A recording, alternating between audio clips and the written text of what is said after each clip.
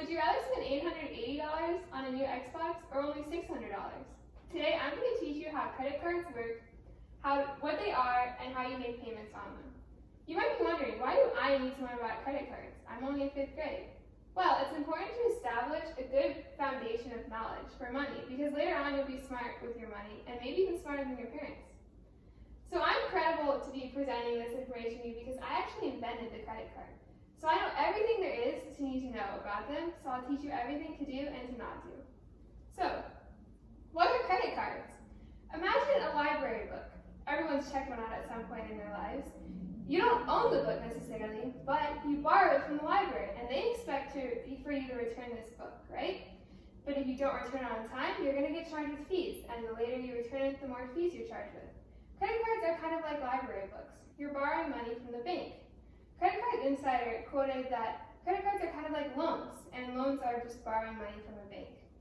And they expect you to pay them back. So how do you pay credit cards back? This is a really important part of your life, paying credit cards back. It's going to become a big part of your financial knowledge, and so it's really important to learn now how to properly do it. So something called balance is going to be really important to learn. Balance is really what you owe on your credit card. So, for example, let's say you bought that $600 Xbox in January. The bank is going to expect you to pay that $600 back by the end of February. So you have a lot of time to have that money, right?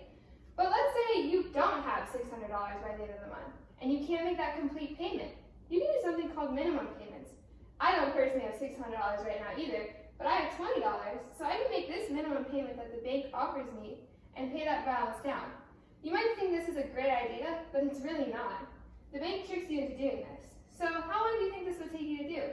A little bit? It takes you nearly 4 years to pay off this credit card bill.